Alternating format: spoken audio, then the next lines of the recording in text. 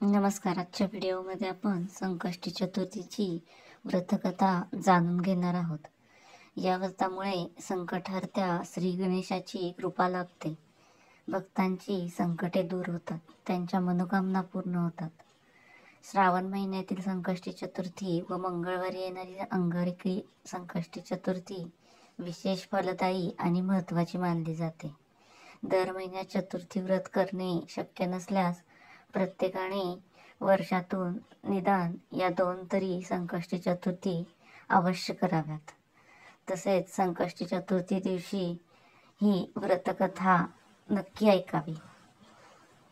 गणेश चतुर्थीच्या दिवशी चंद्र पाहिल्यामुळे श्रीकृष्णावर संमतक मणी चोरल्याचा खोटा आळ आला होता.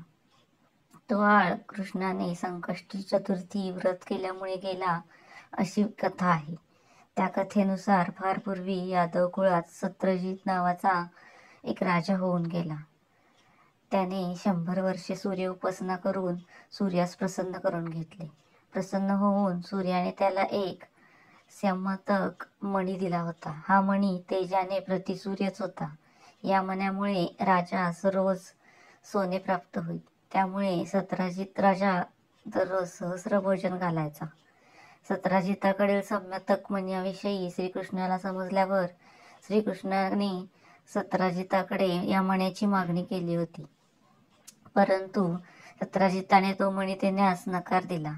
पुढे एक दिवस सत्यजिताचा बंधू प्रसेन हा सम्मतक मणी गळ्यात घालून अरण्यात शिकाऱ्यासाठी गेला असता एका सिंहाने त्याच्यावर हल्ला करून प्रसेनाला ठार मारले व तो दिव्य मणी पळवला होता.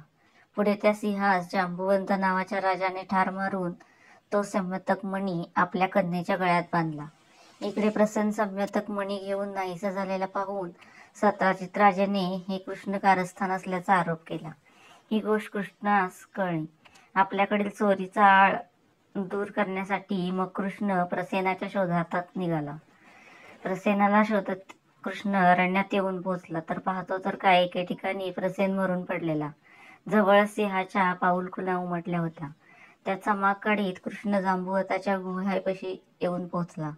सम्यतक मणी शोधू लागला. अचानक परपुरुष आपल्या गुहेत शिरलेला पाहून जांबुवंतांच्या कन्येनी ओरडण्यास सुरुवात केली. तिचे ओरडणे ऐकून जांबुवंत तेथे आला. त्याने कृष्णांवर हल्ला केला. त्या दोघांचे युद्ध 21 दिवस चालले होते.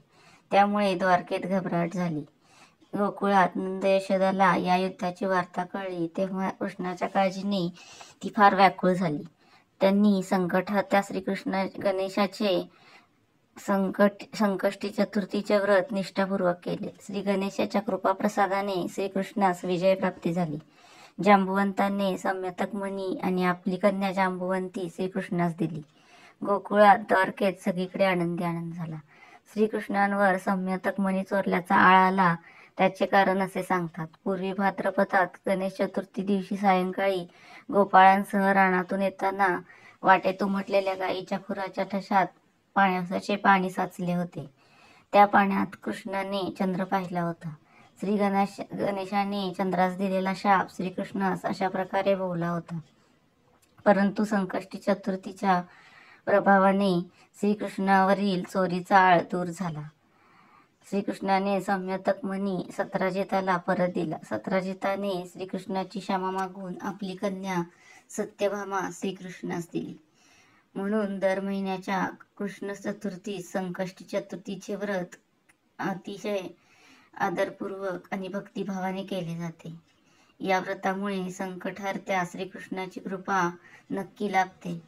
तर या संकष्टी चतुर्थीच्या दिवशी आणि प्रत्येक वेळी ही कथा नक्की ऐका आणि आजचा व्हिडिओ कसा वाटला हे देखील कमेंट करून नक्की सांगा. धन्यवाद.